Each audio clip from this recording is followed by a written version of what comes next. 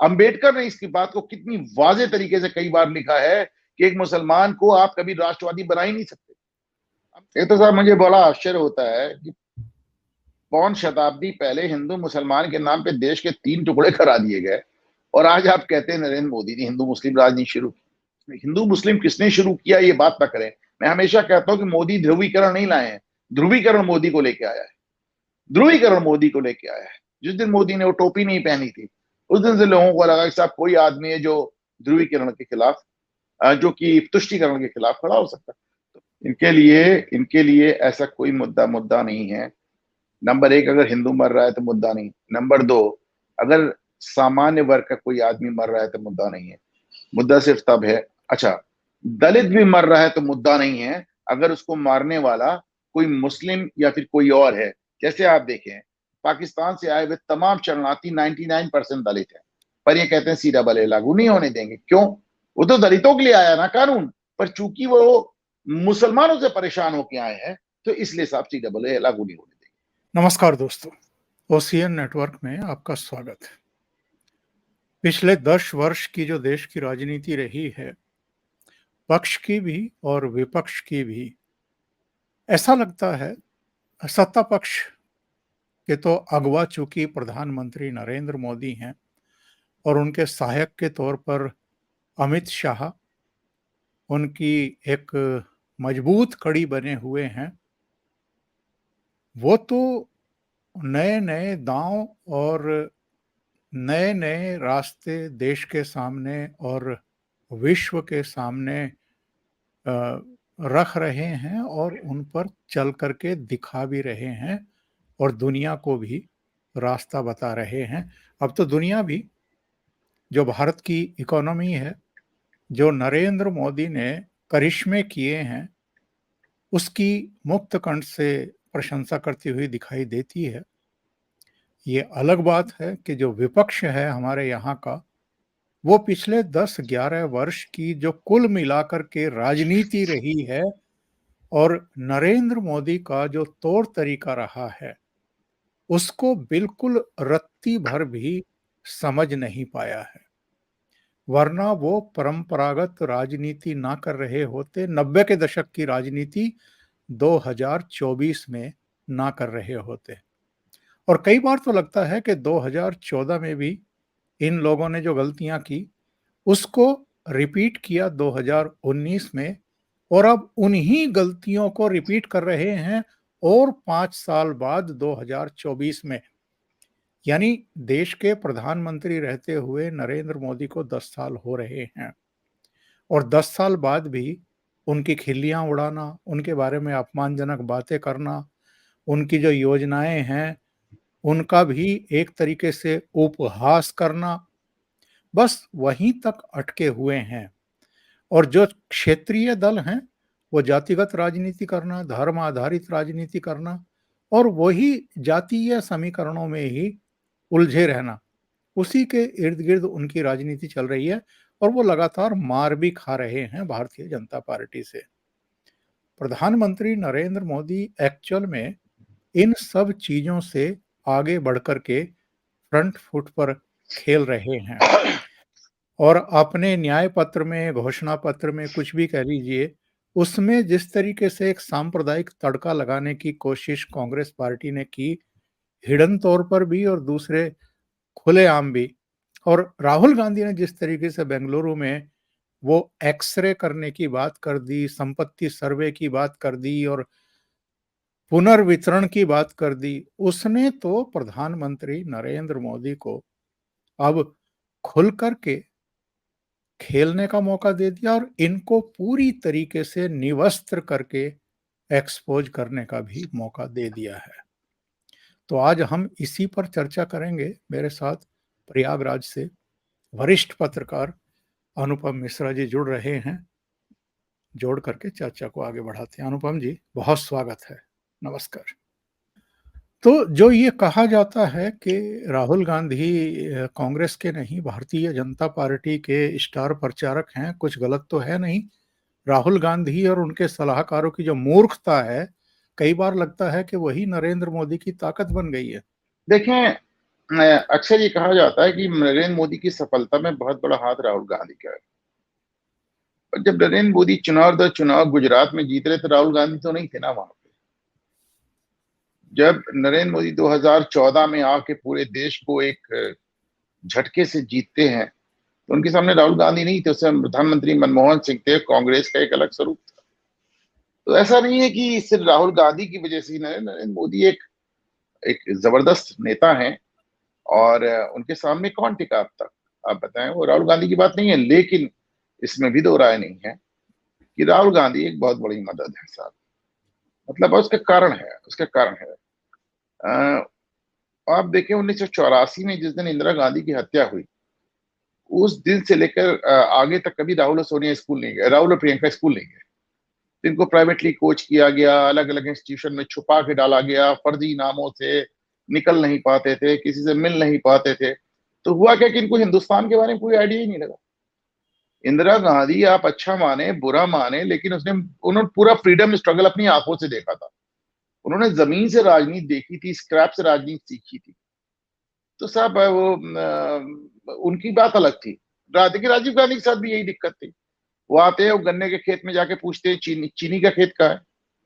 तो मतलब आप समझे ना कि उनको यही नहीं आइडिया था कि गन्ने से चीनी दो। एक इस तरह की अजीबोगरीब उनके किस्से हैं। तो साहब इन लोग जमीन से बिल्कुल, इनको हिंदुस्तान के बारे में मालूम नहीं था।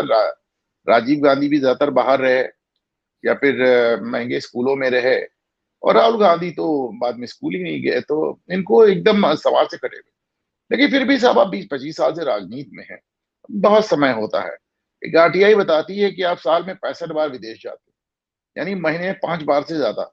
तो अगर इतना एकदम जुनूनी तरीके से, भाई कौन आदमी, ओंकार सर मैं आपके आपके पूरा आपके ट्रिप फाइनेंस करूं, फिर भी कहूं महीने में 5-6 बार आप विदेश जाइए, तो आप कहेंगे यार एक दिन जाने में लगता है, एक दिन आने में लगता है। मतलब महीने में 5-6 दिन मेरे, मतलब अगर मैं 5 बार 10-12 दिन ऐसे निकल जाएंगे, तो मैं करूंगा क्या और वहां पे रुकूंगा क्या और फिर हिंदुस्तान में क्या। रुझान है। तो ये समय अगर उन्होंने इंडिया में दिया होता, और जो फिजूल की यात्राएं निकाल रहे हैं, हाँ मतलब महंगी महंगी बयानों में, अगर थोड़ा भारत में रुके होते, उस दौरान आप देखें इनकी पार्लियामेंट्री अटेंडेंस 15%। तो उस नेता से आप अपेक्षा क्या करते हैं। अब आप देखें, शुरुआत करते हैं राहुल गांधी के बयान से शुरुआत करते हैं। जब इतना बवाल मचा सैम पित्रोदा के बयान को लेके, तो राहुल गांधी ने सफाई क्या दी, मैं आपको पढ़ के सुना सकता हूं। उन्होंने कहा कि हमने ये थोड़ी कहा था कि हम कोई कार्रवाई करेंगे, हम तो सिर्फ जांच करने की बात कर रहे थे। तो क्या जांच करके क्या अपना सामान्य ज्ञान बढ़ा रहे हैं, जनरल नॉलेज बढ़ा रहे हैं? ये कौन सी बात हुई कि हम सिर्फ जांच करते हो कार्रवाई नहीं करते। इससे ज्यादा बेसिर पैर का मैंने बयान आज तक नहीं सुना कि सर हम सिर्फ जांच करते, सर्वे करते, कार्रवाई करने का हमारा कोई इरादा नहीं। आप सोच कर देखें साहब, पहले इन्होंने कितना कहा अन्याय था हो। कि लोगों की संपत्ति छीन कर दोबारा बांटेंगे। अब कह चलिए रहे हैं कि वो भी एक बार कह लीजिए। अब इन्होंने कहा कि हमने कोई कार्रवाई की बात नहीं की थी, कार्रवाई की बात नहीं कही थी, तो जांच करके कर कह रहे हैं। ये तो वही है कि आप कह रहे हैं जातिगत जनगणना कराएंगे। आपका मुख्यमंत्री सिद्धारमैया जब पिछली बार मुख्यमंत्री थे, तो 3 अरब रुपए खर्च करके उन्होंने जातिगत जनगणना कराई, जिसका रिजल्ट उन्होंने आज तक जारी नहीं किया, आज तक सामने नहीं। तो आप टैक्स पेयर के अरबों रुपए खर्च करके आप जातिगत जनगणना कराते हैं और आप उन्हें दिखाते तक नहीं। अब ये कह रहे हैं कि हमने कहा था हम सर्वे कराएंगे, हम पता कराएंगे, हमने कार्रवाई की बात नहीं की थी। इससे ज्यादा बेसिर पैर का मैंने राजनीति ने बयान नहीं देखा। अब आ जाते हैं सैम पित्रोदा के बयान पे। सैम पित्रोदा ने कोई पहली बार ये कारनामा नहीं किया। पिछली बार पंजाब में चुनाव हो रहा था और सरदारों के नरसंहार की बात हो रही थी कांग्रेसियों के हाथ में, तो उन्होंने कह दिया था हुआ तो हुआ। आपको याद होगा सर उनका बड़ा फेमस डायलॉग, हुआ तो हुआ। तो अब मतलब ये सब लोग कहाँ से आते हैं। वो एक फिल्म का डायलॉग नहीं सर, कौन है ये लोग, कहाँ से आते हैं, उस तरह के लोग हैं। अब आपने वहां से बैठ के इनहेरिटेंस, अब आप देखें इनहेरिटेंस टैक्स की जब ये बात करते हैं 55%, यानी अगर बाप मरेगा तो उसके बेटे को 45% जाएगा, 55% सरकार रख लेगी। सुनने में असंभव लगता है पर इतना संभव है नहीं। मैंने साहब आपको अपना ट्वीट भेजा था 28 फरवरी 1970 को सदन में इंदिरा गांधी जो उस समय प्रधानमंत्री थी और जिन्होंने मोरारजी देसाई को हटाकर वित्त मंत्रालय भी अपने हाथ में ले लिया था, जो कि वित्त मंत्री भी थी, जिस दिन उन्होंने बजट पेश किया तो इस देश में अब तक का हाईएस्ट टैक्स स्लैब लाई 97.75। 97.75। और जो उस समय वित्त सचिव थे, उनसे पूछा गया कि साहब लोगों के पास इंसेंटिव क्या बचेगा, उन्होंने कहा ₹2.25 तो अभी भी हमने आपको दिया ना आपके ₹100 में। और इस घटना को बता कौन रहा आपने देखा, मैंने अपने ट्वीट में वीडियो किसको लगाया है, स्वामीनाथन अय्यर का। स्वामीनाथन अय्यर स्वामीनॉमिक्स लिखते थे, पुराने हम लोग इंजीनियरिंग कॉलेज के डेज उनको फॉलो कर रहे हैं, बड़े अर्थशास्त्री मणिशंकर अय्यर के सगे बड़े भाई। वो बताते हैं कि साहब 98% तक टैक्स इंदिरा गांधी यहाँ लगा चुकी। तो अगर आप 98% टैक्स लगा चुकी है तो 55% की बात कर रहे हैं। अच्छा, दिक्कत कहां है? 98% टैक्स इंदिरा गांधी ने लगाया, आपने 1970 में लगाया, 1990 को हम 20 साल के अंदर दिवालिया हो गए। 20 साल के अंदर हम दिवालिया हो गए। और 1991 में प्रधानमंत्री चंद्रशेखर हमारे देश का सोना हवाई जहाज में भर के विदेश भेज के गिरवी करते हैं। इस तरह की जो आपकी पॉलिसीज थी, उन्होंने 20 साल में हमको दिवालिया कर दे। वो तो भगवान भला करे नरसिम्हा राव का, जिस आदमी को कभी अपना पूरा क्रेडिट मिला नहीं, कांग्रेस से मिलने नहीं दिया। नरसिम्हा राव आते हैं 91 में, पूरी समाजवादी पॉलिसी को उल्टा खड़ा करके इसको पूंजीवाद की तरह चला देते हैं। पूंजीवाद का पहिया एक बार चल गया तो चल गया। तो साहब नरसिम्हा राव उसको लागू करते हैं, अटल बिहारी उसको चलाते हैं, मनमोहन सिंह उसको चलाते हैं, नरेंद्र मोदी उसको चलाते हैं। पूंजीवाद बढ़ता चला जा रहा है। अब आप देखिए, आप कैसे, किस मुंह से आप पूंजीपतियों की आलोचना करते हैं? जब एक बार समाजवादी व्यवस्था आपने बदल दी, समाजवादी व्यवस्था बदलने का मतलब है कि पब्लिक सेक्टर खत्म, सार्वजनिक क्षेत्र खत्म, सबको सब वो प्राइवेटाइज होगा। वो आप भाई, प्राइवेटाइज करने की परंपरा नरसिम्हा राव ने शुरू की कि सैकड़ों यूनिट्स, सैकड़ों कंपनी इन्होंने प्राइवेटाइज की, मनमोहन सिंह ने की, अटल बिहारी ने की, मोदी ने की। तो साहब जब एक बार आप प्राइवेट रास्ते पे चल रहे, पूंजीवाद क्या? पूंजीवाद ये कहता है कि साहब जो सरकार है वो इंफ्रास्ट्रक्चर मुहैया कराएगी, सुरक्षा मुहैया कराएगी, बाकी सब कुछ प्राइवेट हैंड्स में है। तो नौकरी वगैरह देने की जिम्मेदारी प्राइवेट हैंड्स में आती है। प्राइवेट सेक्टर में, पूरी दुनिया में सरकारें नौकरी नहीं देती, प्राइवेट जो सेक्टर है वो नौकरी देता है। इसी के तो आप उन्हीं के खिलाफ बोल रहे हैं, आप उन्हीं को कह रहे हैं, गाली दे रहे हैं, आप कह रहे हैं हम उनको एकदम छीन के उनको बराबर ले आए। अच्छा, आप सबको बराबर ले आएंगे, नौकरी कौन देगा? अगर मानिए आपने सबको एक स्तर पे कर दिया तो कौन नौकरी करेगा, कौन नौकरी देगा? क्योंकि सरकारी तो नौकरी दे नहीं सकती, प्राइवेट पब्लिक सेक्टर खत्म होता चला जा रहा है। इतनी सी बात आप समझे, ऊट पटांग बातें करना बंद कर। उसके बाद सैम पित्रोदा कह देते हैं कि साहब 55% tax, inheritance tax. Inheritance tax जिसकी वो बात कर रहे हैं, इसको भी जानने कितनी बेहूदी है। इतने स्टेट से 50 स्टेट से 6 स्टेट्स में अमेरिका में इनहेरिटेंस टैक्स लगता है, केवल 6। उनमें से भी आयोवा जो है 1925 में 2025 में इसको खत्म कर रहा है। What is inheritance tax? Inheritance tax से बीबी पे नहीं लगता, पति मर गया बीबी पे नहीं लगता, बच्चों पे भी ज्यादातर 99% केस में नहीं लगता, और लगता भी है तो बहुत मामूली लगता है। इनहेरिटेंस टैक्स इतना मामूली भी लगता है, 0.75 से शुरू होता है और 18% तक जाता है। इतना कम। कोई आपकी अगर कोई चैरिटेबल फर्म है उस पर भी नहीं लगता है। इनहेरिटेंस टैक्स 8 से 10 करोड़ रुपए तक की प्रॉपर्टी भी तो लगता ही नहीं, उसके ऊपर लगता है। उसके ऊपर भी लगता है तो बीबी को नहीं देना होता है, बच्चों को सामान्य तौर पे नहीं देना पड़ता है। कुल मिला के अमरीका में 1 से 1.5% लोगों ने आज तक इनहेरिटेंस टैक्स दिया। तो जब अमेरिका में 1.5% दे रहे हैं तो उसको यहाँ इस तरह कहना क्या बेहुदापन है? इसका क्या मतलब है साहब, आप बताएं। मतलब ये नहीं, मैंने मुझे है, इनहेरिटेंस टैक्स बता रहा हूं आपको।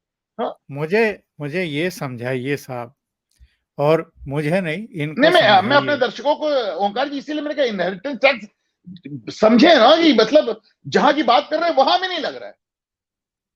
2014 के नरेंद्र मोदी को याद करिए, जब वो पूरे देश में प्रचार कर रहे थे और लोगों से संवाद कर रहे थे, तो वो लोगों को ये बता रहे थे कि हताश और निराश होने की जरूरत नहीं है, इतना भी हताश होने की जरूरत नहीं है। भारत की तकदीर बदली जा सकती है, बहुत कुछ बदला जा सकता है। हाँ, और उन्होंने वो सब चीजें गिनाई थी कि क्या-क्या किया जा सकता है। उन्होंने ये भी कहा था कि इनके 50 साल और मुझे आप केवल 5 साल दे दीजिए, और 5 साल में आप देखिएगा कि मैं कितना बदलूंगा और आप लोगों के जीवन में किस तरह के सुधार लाऊंगा। वो तो लोगों की होप जगा रहे थे, और गुजरात मॉडल उनके पास था। वहाँ का उदाहरण लोगों के सामने था कि गुजरात में किस तरीके से परिवर्तन कर दिया इन्होंने। केंद्र का सहयोग मिले बिना भी इन्होंने गुजरात एक मॉडल जो है स्थापित कर दिया। तो ये देश में कुछ कर सकते हैं। वो तो लोगों की होप जगा रहे थे, उम्मीदें जगा रहे थे, और ये लोगों को डरा रहे हैं क्या? ये डरा करके वोट लेंगे क्या? और पहले जो संपत्ति की पैमाइश करने की बात, एक्सरे की बात राहुल गांधी ने कही, उसको किस तरीके से पेश करके और इनको पूरी तरीके से बैकफुट पर धकेल दिया, वो तो कल के सारी जनसभाओं में हमने देखे हैं, परसों की सभाओं में देखे हैं। आज जैसे ही सैम पेट्रोडा ने ये बकवास की, उसके बाद नरेंद्र मोदी ने इसको किस तरीके से अपनी जनसभाओं में प्रस्तुत किया, जरा ये भी हम देख लेते हैं, सुन लेते हैं एक बार, तो समझ में आ जाएगा। एक के बाद एक खुलकर सामने आ रहे हैं। शाही परिवार के शाहजादे के सलाहकार, इस शाही परिवार के शाहजादे के पिताजी के भी सलाहकार, उन्होंने कुछ समय पहले कहा था, और ये परिवार उन्हीं की बात मानता है। उन्होंने कहा था कि हमारा देश का जो मिडिल क्लास है, मध्यम वर्गीय लोग हैं, जो मेहनत करके कमाते हैं, उन्होंने कहा उन पर ज्यादा टैक्स लगना चाहिए। ये इन्होंने पब्लिकली कहा है। अब ये लोग उससे भी एक कदम आगे चले गए हैं। अब कांग्रेस का कहना है कि वो इनहेरिटेंस टैक्स लगाएगी, माता पिता से मिलने वाली विरासत पर भी टैक्स लगाएगी। आप जो अपनी मेहनत से संपत्ति जुटाते हैं, वो आपके बच्चों को नहीं मिलेगी, बल्कि कांग्रेस सरकार का पंजा उसे भी आपसे छीन लेगा। यानी कांग्रेस का मंत्र है कांग्रेस की लूट। कांग्रेस का मंत्र है कांग्रेस की लूट, जिंदगी के साथ भी और जिंदगी के बाद भी। क्या ये लोग नहीं जानते हैं कि प्रधानमंत्री नरेंद्र मोदी चीजों को किस तरीके से लोगों के सामने रखेंगे, देश के सामने रखेंगे, और इनको इतना बैकफुट पर धकेल देंगे कि ये रेस से ही बाहर हो जाएंगे? सर एक बार प्रश्न रिपीट कर दें सर।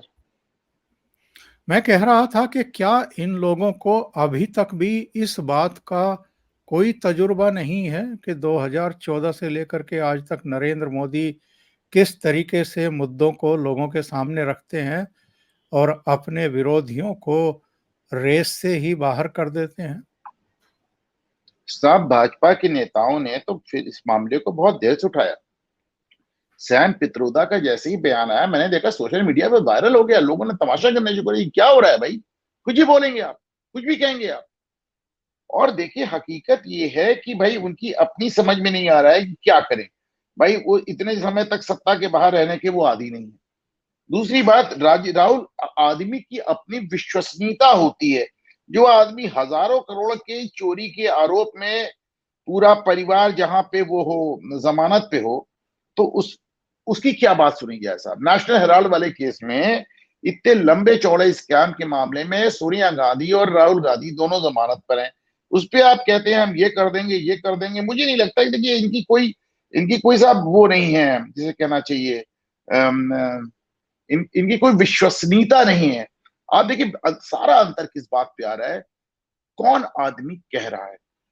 नरेंद्र मोदी ने अपनी एक विश्वसनीयता बनाई। कहते हैं कि साहब नरेंद्र मोदी ने इसलिए विश्वसनीयता बन गई कि साहब उनके आगे पीछे कोई नहीं है, और लोग कहते हैं कहां ले जाएंगे पैसा। आगे पीछे कोई तो जयललिता के भी नहीं था ना, आगे पीछे तो कोई ममता के भी नहीं नजर आ रहा था। लेकिन अपनी अपनी विश्वसनीयता होती है। आगे पीछे कोई तो राहुल गांधी के भी नजर नहीं आ रहा, शादी तो राहुल गांधी ने भी नहीं की ना साहब। लेकिन एक विश्वसनीयता वाली बात होती है। एक तो ये बात हुई। दूसरे साहब आप ये बताएं, मतलब ये बात अब समय के साथ पूरी तरह साबित हो चुकी है, किसी को पसंद आए या पसंद ना आए, हकीकत ये है कि राहुल गांधी राजनीति के लिए नहीं बने। जैसा अभी मैं हमको पूरा बैकग्राउंड आपको समझा रहा था, वो उनका किसी भाषा पे कमांड नहीं है, क्या कह रहे हैं क्या नहीं कह रहे हैं उनको खुद नहीं आइडिया है। आज कुछ कहते हैं, कल कुछ और कहते हैं, पलट जाते हैं। उनको खुद आइडिया नहीं कि उनकी किस बात का क्या असर निकलेगा। अक्सर लोग मुझसे पूछते हैं कि भाई इतने बड़े नेता हैं, क्या इनके पास कोई वो नहीं है, टीम नहीं है जो इनको एडवाइस करे। उनके साथ टीम है, लंबी चौड़ी टीम है। लेकिन वो टीम सेलेक्ट कौन करता है? राहुल गांधी तो सेलेक्ट करते हैं। सैम पित्रोदा का चुनाव किसने किया? राहुल गांधी ने ही तो किया ना। तो जो आपका साहब सवाल है कि क्या इनको आइडिया नहीं है, खूब आइडिया है, सब आइडिया है, करें क्या साहब, करें क्या? एक आदमी से आप उसकी क्षमता के बाहर का काम लेने की बात करें। पहले मैं कहने में थोड़ा संकोच करता था ओंकार जी, पर अब मुझे कोई संकोच नहीं होता है। राहुल गांधी की क्षमता से बाहर का काम मुझसे लिया जा रहा है सर। मैं राहुल गांधी का इकलौता कारण जिसलिए राहुल गांधी बने हैं, क्योंकि भाई कांग्रेस पार्टी में भी कोई उसको जोड़ने वाला ग्लू नहीं है। गांधी परिवार अच्छा बुरा सही गलत कुछ भी हो, पर उसको जोड़े हुए है। तो लेकिन एक बात का मैं आपको दावा कर रहा हूं कि 2024 का चुनाव हार है, और जैसा कि हारते दिख रहे हैं, ये हारने के बाद गांधी परिवार को कांग्रेस पार्टी के अंदर से बड़ी चुनौतियां आने वाली हैं सर। मैं राहुल गांधी जिस खानदान से आते हैं उस खानदान का ही अगर ये वाकई रिप्रेजेंटेशन कर रहे हैं भारतीय राजनीति में, तो इनको क्या किसी ने संस्कार नहीं दिए हैं? राहुल गांधी की उम्र इस समय 53 साल है। नरेंद्र मोदी जो इस देश के प्रधानमंत्री भी हैं और 10 साल से प्रधानमंत्री हैं, उनकी आयु 74 है। प्रधानमंत्री के बारे में, नरेंद्र मोदी के बारे में किस तरह की लैंग्वेज का यूज कर रहे हैं, जरा इस वीडियो को देखिए, और ये आज का ही है। देश के एक्सरे की बात की, वो नरेंद्र मोदी कांपने लग गया। जैसे ही मेरे, उसकी आदत है, जैसे उसको डर लगता है ना, वो झूठ बोलना शुरू कर देता है। जैसे ही उसको डर लगता है, वो कभी पाकिस्तान की बात करेगा, कभी चाइना की बात करेगा। तो एक के बाद एक झूठ बोल रहा है, मगर इस बार नहीं निकल पाएगा। क्या शो करता है अनुपम जी, प्राइम मिनिस्टर के बारे में इस तरह की लैंग्वेज का यूज करना? थर थर कांप रहा है, झूठ बोल रहा है, अब मतलब इसको सोच के देखे ओंकार जी, अगर किसी भाजपाई ने ये लैंग्वेज सोनिया गांधी के लिए यूज किया जाता है, उनको तो सोनिया एंटोनिया भी कह देते हैं तो बवाल हो जाता है। उनको तो सोनिया मतलब ये वो लोग हैं जो योगी आदित्यनाथ के लिए विश्व और उनके उस नाम का इस्तेमाल करते जो उन्होंने संन्यास के पहले लिया था। तो इनको तो सोनिया एंटोनियो भी कहते हैं, तो उनको बुरा लग जाता है। अगर आप कोई सोनिया गांधी के लिए इस तरह की जुबान इस्तेमाल करे तो कैसा हो। लेकिन देखें, मैंने देखा कि राहुल गांधी जब भी परेशान होते हैं तो उनका दिमाग और जुबान दोनों से कंट्रोल पूरी तरह खो जाता है। अब जाहिर सी बात है, उनको तमाम लोग इस समय ताने दे रहे होंगे कि भाई साहब, भाई आप ही का पाला हुए हैं, ये आप ही ने कहते इनको इतना बड़ा बढ़ा रखा है, सैम पित्रोदा को किस तरह की बकवास करते आप घूम रहे हैं, किस तरह की बकवास सामने सैम पित्रोदा। हालांकि कांग्रेस में किसी की हिम्मत नहीं है कि राहुल गांधी से कुछ कह सके, लेकिन कहीं ना कहीं राहुल गांधी को कुछ तो फीडबैक आ ही रहा होगा। एक फीडबैक उनको आजकल और आना शुरू हो गया ओंकार जी। मैं आपको एक बहुत मजेदार बता रहा हूँ। देखिए, दोनों भाई बहन में सीधे तो कोई वो नहीं होता, लेकिन टीम प्रियंका और टीम राहुल में उत्तर प्रदेश में ही मैं देखता हूँ कि जबरदस्त एक वो भगदड़ मची हुई है। आप देखिए, जब प्रियंका गांधी जाती हैं उसके इमरान मसूद के शो में, राहुल गांधी नहीं जाते। राहुल गांधी यूपी में जहां जहां जा रही है, प्रियंका गांधी नहीं आ रही। अखिलेश यादव परेशान है, कह रहे हैं कि साहब ऐसा करें कि मैं डिम्पल को ले लेता हूं, आप प्रियंका को भी बुला लीजिए और हम चारों मिलकर एक रोड शो कर देंगे। रोड शो हो ही नहीं पा रहे, क्योंकि टीम राहुल टीम प्रियंका बिल्कुल आपस में बन नहीं पा रही। इतना जबरदस्त झगड़ा चल रहा है जब से अविनाश पांडे उत्तर प्रदेश में कांग्रेस के प्रभारी बने हैं। उनका इतना ज्यादा उनके आने से टीम प्रियंका इस कदर डिस्टर्ब हो गई जिसकी कोई लिमिट नहीं। तो ऐसे में दोनों की टीम्स में इतना ज्यादा झगड़ा मचा हुआ है, और जाहिर सी बात है राहुल गांधी के लगातार जो फेल्योर्स हैं, तो उसमें कहीं ना कहीं ये भी बात हो रही है, ठीक है यार, सबको बहुत ज्यादा। अब एक बार प्रियंका को भी देख लो। हालांकि प्रियंका उत्तर प्रदेश आके अपनी मुंह की खा के जा चुकी हैं। लड़की हूं, लड़ चलती हूं, लड़ सकती हूं नारा उन्होंने दिया था, और भारतीय इतिहास, भारतीय राजनीति इतिहास का सबसे कम वोट इस बार कांग्रेस को मिला, सिर्फ 2%। तो 2% का वोट वो ला पाई लड़की हूं, लड़ सकती हूं नारा देकर। और उसके बाद मध्य प्रदेश में जा गई, आपने देखा क्या हाल हुआ। तो ऐसे में आप मान के चलें कि प्रियंका का भी कोई ऐसा वो नहीं है। लेकिन अब बात तो सुगबुगार, तब कांग्रेस भाई डेस्परेट है, राहुल गांधी डिलीवर नहीं कर पा रहे, राहुल गांधी नतीजे नहीं दे पा रहे, तब एक बात शुरू हो गई कि साहब एक प्रियंका दीदी को भी एक बार ट्राई कर लेते हैं। अब इसको चलते दोनों भाई बहन में कहीं ना कहीं वो रिफ्ट नजर आ रही है। वैसे जब गलवियां ज्यादा हो जाएं, जब भाई बहन ज्यादा प्यार दिखाने लगे पब्लिक में, तो आप जान लीजिए ऑल इज नॉट वेल। तो राहुल गांधी इस समय परेशान चल रहे हैं, राहुल गांधी अंडर अटैक है। विपक्ष से अंडर अटैक है, पार्टी के अंदर अटैक है। और ओंकार जी, मैंने कभी इस तरह की बातें नहीं करी जिस तरह के फालतू यूट्यूबर्स खड़े होकर कहते हैं कि मोदी योगी में झगड़ा चल रहा है, मोदी योगी को हटा रहे हैं, मोदी तो चुनाव हार गए, योगी तो चुनाव में, ऐसी इस तरह कोई बातें नहीं करता। मैं कॉन्स्पिरेसी थ्योरीज में भरोसा नहीं करता, पर मैं बहुत विश्वस्त सूत्रों के आधार पे आपसे कह रहा हूं कि राहुल गांधी और प्रियंका गांधी को लेकर आपस में एक परिवार में एक मनमुटाव की स्थिति लगातार आती जा रही है, जिसको लेकर सोनिया गांधी बहुत परेशान है। उनका दो बातें बताइए साहब। पहली बात तो ये है कि नरेंद्र मोदी अभी तक भी, यानी पहले चरण के मतदान होने तक भी, बहुत संयत तरीके से चीजों को देश के सामने रख रहे थे, मतदाताओं के सामने रख रहे थे। अचानक उनका जो धैर्य का बांध है वो क्यों टूटा, और अचानक वो इतने आक्रामक क्यों दिखाई दे रहे हैं? दूसरे, ये जो नरेंद्र मोदी पर अचानक इन्होंने प्रहार किया है कि ये हिंदू और मुस्लिम की राजनीति कर रहे हैं, इसमें कितनी सच्चाई है? हिंदू मुस्लिम की राजनीति किसने शुरू की? पहल किसकी तरफ से हुई? ये तो साहब मुझे बड़ा आश्चर्य होता है कि पौन शताब्दी पहले हिंदू मुसलमान के नाम पे देश के 3 टुकड़े करा दिए गए, और आज आप कहते हैं नरेंद्र मोदी ने हिंदू मुस्लिम राजनीति शुरू की। मतलब सोचिए, 77 साल पहले इस देश के 3 टुकड़े आपने किस नाम पे कराए? इस्लाम के नाम पे कराए, मुसलमानों को अलग देश देने के नाम पे कराए। इस देश का धर्म, अच्छा 2 टुकड़े इस्लामिक हो गए, एक टुकड़ा धर्मनिरपेक्ष क्यों बनाया? वो थी एक हिंदू मुस्लिम की राजनीति, वो थी एक मुसलमानों को वोट बैंक बनाने की एक नियत, एक कोशिश। उसी समय उन्होंने एक वोट बैंक की तरफ जवाहरलाल नेहरू ने बनाया, तब से चला आ रहा है। और आप कह देते हैं हिंदू मुस्लिम की राजनीति, कमाल की बात करते हैं। मतलब आप सोचिए, 1875 के आसपास सर सैयद ने पहली बार टू नेशन थ्योरी को क्या जिक्र किया था मेरठ की स्पीच में, लखनऊ की स्पीच में। ये स्पीचेज आप देखिए, ऑक्सफोर्ड यूनिवर्सिटी ने इनको ऑनलाइन उर्दू में अपलोड कर रखा है। मैं डाउनलोड किया, इलाहाबाद यूनिवर्सिटी उर्दू डिपार्टमेंट ले गया, वहां जाके मैंने का तर्जुमा कराया, मैंने इनका ट्रांसलेशन कराया, सुन के दंग रह गया किस तरह की वो मारकाट की बात है। अफगानिस्तान से पठान लाके और हिंदुओं के खून से गंगा नदी को लाल करने की बात कर रहे हैं, टू नेशन थ्योरी की बात कर रहे हैं। उन्होंने ब्रिटिश क्वीन से अपील किया, सर सैयद की बात कर रहे हैं जिन्होंने एएमयू बनाया, अलीगढ़ मुस्लिम यूनिवर्सिटी।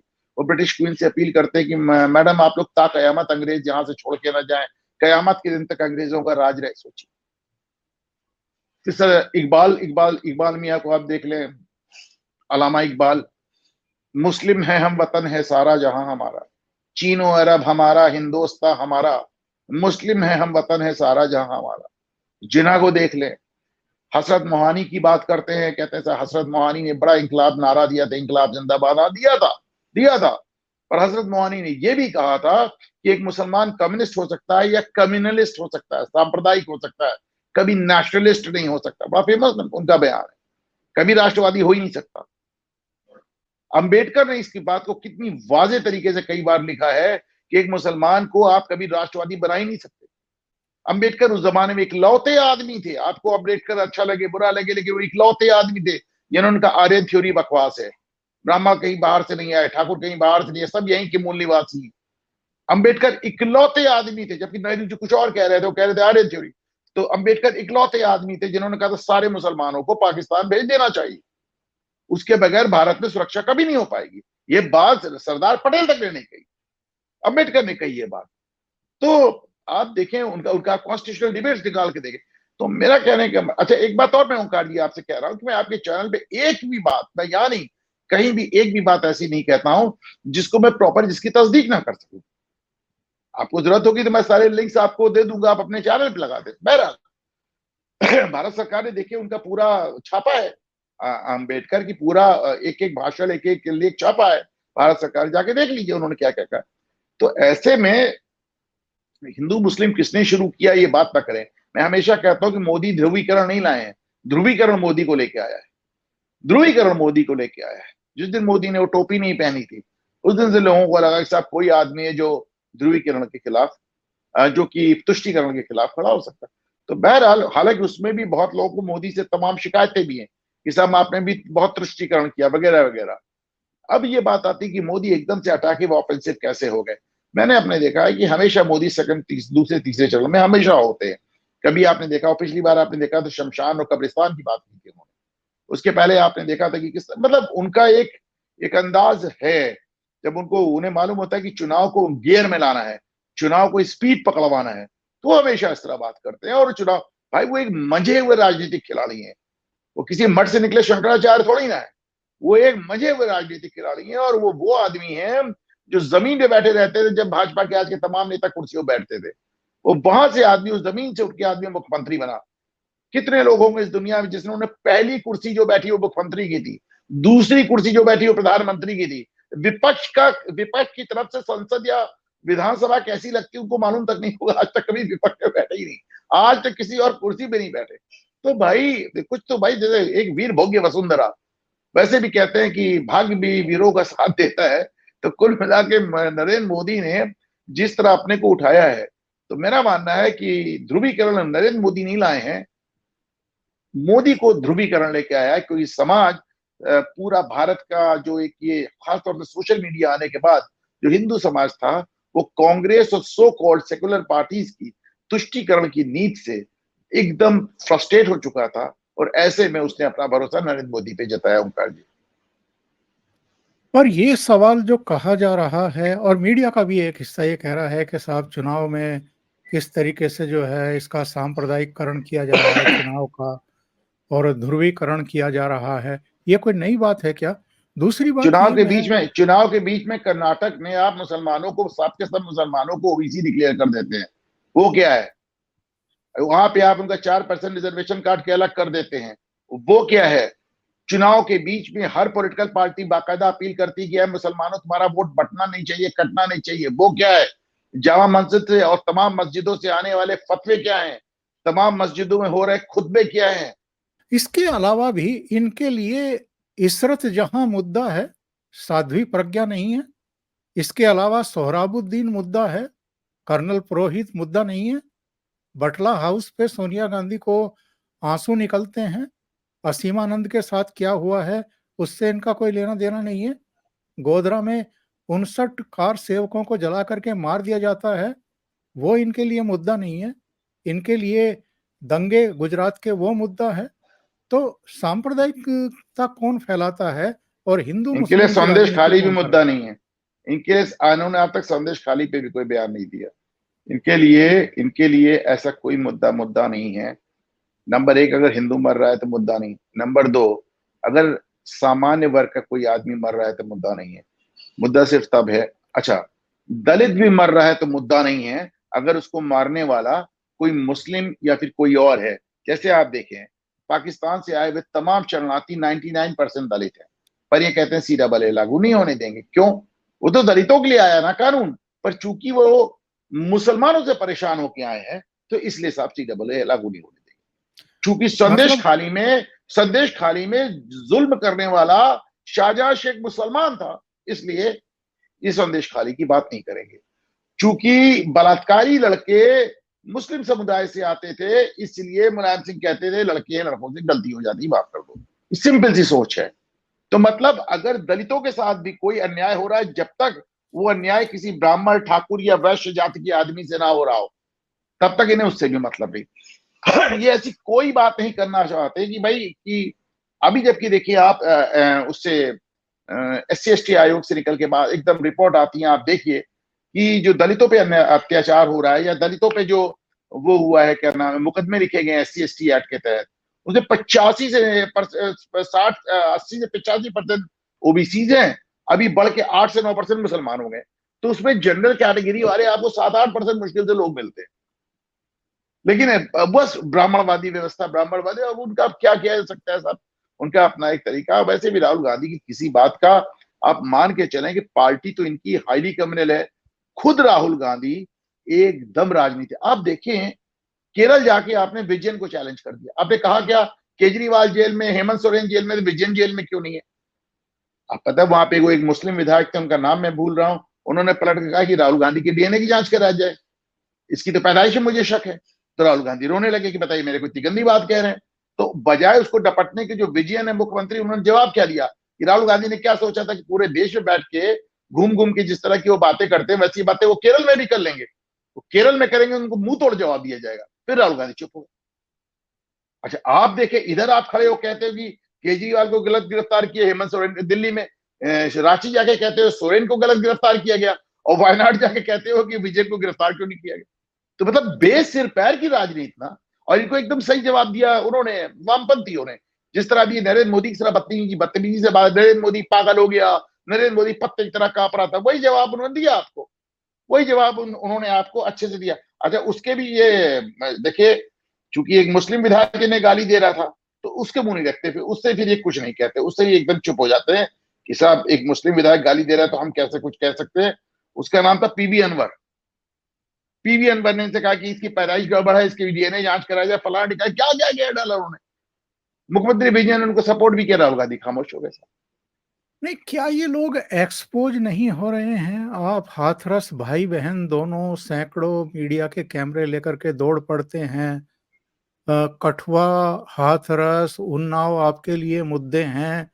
अभी हुबली में जो नेहा का कत्ल हुआ है, आपके कांग्रेस के पार्षद की बेटी थी, वो आपके लिए मुद्दा नहीं है। बल्लभगढ़ में जो निकिता तोमर मारी गई थी, वो आपके लिए मुद्दा नहीं है। जम्मू कश्मीर से 3 लाख हिंदू रातों रात पलायन करने के लिए मजबूर हुए थे, वो आपके लिए मुद्दा नहीं है। 1984 में जब आपके पापा प्रधानमंत्री थे, 3000 सिखों का कत्लेआम हो गया, वो आपके लिए मुद्दा नहीं है। और प्रधानमंत्री नरेंद्र मोदी सांप्रदायिक हैं। साहब ये बात तो बहुत पीछे तक जाती है ना। जिस दिन मोहनदास करमचंद गांधी की हत्या हुई थी, उसके 24 घंटे के अंदर 10,000 चित्पावन ब्राह्मण मार दिए गए थे महाराष्ट्र में। कांग्रेसियों द्वारा। महाराष्ट्र में कांग्रेस में उनके घर जला दिए गए थे, उनकी फैक्ट्रियां जला दी गई थी। ये आजाद भारत का पहला नरसंहार था। हजारों, क्या आपको उसका उल्लेख कहीं मिलता है इतिहास की किताबों में? कहीं पढ़ाया जाता है? कभी इस पर जिक्र होता है? कभी इस पर चर्चा होती है? उन चित्पावन ब्राह्मणों का लेना देना क्या था सिवाय इसके कि नाथूराम गोडसे एक चित्पावन ब्राह्मण फैमिली से आता था। तो ये तो एक बहुत पुराना चला, और इनके लिए कौन सी जान की कीमत है। राजीव गांधी के एक गलत डिसीजन ने हमारे हजारों जवान आईपीकेएफ में श्रीलंका में मरवा दिए। इंदिरा गांधी के एक गलत फैसले ने हमने 93,000 जवान छोड़ दिए और हम कुछ हासिल नहीं कर पाए भुट्टो से। तो ये तो एक पूरा आप 47 से चला आ रहा है ना, गांधी की डेथ से पूरा एक सिलसिला चला आ रहा है। और आप देख लेना कि जो जब आपने मोपला नरसंहार को मोपला दंगा कह दिया या मोपला विद्रोह कह दिया बाद में, और कह दिया साहब वो तो अंग्रेजों के खिलाफ विद्रोह था। और मोपला में हुआ क्या, अगर कोई जानने में सचमुच इंटरेस्टेड है तो मैं आपको सलाह दूंगा कि डॉक्टर BR अम्बेडकर की किताब मेकिंग ऑफ पाकिस्तान पढ़ें, जिसमें उन्होंने बताया है अम्बेडकर साहब ने कि किस तरह हिंदू, अच्छा मैंने कि मेरे लफ्ज नहीं है ओंकार जी, अम्बेडकर के लफ्ज हैं कि हिंदू औरतों का पेट काट के बच्चे निकाल लिए गए और उनको भी कत्ल कर दिया गया। और उसको आप कहते हैं मोपला विद्रोह था अंग्रेजों के खिलाफ। बड़ी दुखद हिस्ट्री है सर, बड़ी दुखद हिस्ट्री है। मैं कहते कहते खुद जज्बाती हो जाता। तो ऐसे में अगर प्रधानमंत्री ने इनका सीधा, और जो आपके साथ सवाल था कि एक्सपोज हो रहे हैं कि नहीं हो रहे हैं, तो एक्सपोज नहीं हो रहे तो हाथरस से लेकर उन्नाव जहां जहां इन्होंने तमाशे किए, भाजपा जीत कैसे गई? एक्सपोज नहीं हो रहे हैं, एक्सपोज नहीं हो रहे हैं तो मतलब 38% और 40% की लड़ाई उत्तर प्रदेश में पिछली बार लड़ी गई थी, अब वो देखे बढ़ के 51% की लड़ाई लड़ दी इन्होंने 2019 में। जब पूरा महागठबंधन बन गया तो उन्होंने 51% की लड़ाई लड़के दिखा दी। और लखीमपुर खीरी भारतीय जनता पार्टी जीती थी, कह तो रहा हूं। और आप देखिए कि मतलब अभी अभी आ रहा है और भी नतीजा आ रहा है, अभी से क्या बोला जाए, अभी से क्या बोला जाए। लेकिन एक्सपोज नहीं हो रहे होते तो वो कांग्रेस पार्टी जो कभी 400 से ज्यादा सीट लाती थी, वो 40 सीट लाने पे तरस गई। एक्सपोज नहीं हो रहे होते तो इनके अपने गठबंधन का हिस्सा ममता बनर्जी राहुल गांधी को चैलेंज नहीं करती कि इस बार तुम 40 सीट ला के दिखा देना तो मैं मान जाऊंगी। अनुपम जी बहुत बहुत धन्यवाद, आपने इतना समय निकाला ओशियन नेटवर्क के लिए और बहुत महत्वपूर्ण मुद्दों पर चर्चा की। Thank you so much. Thank you.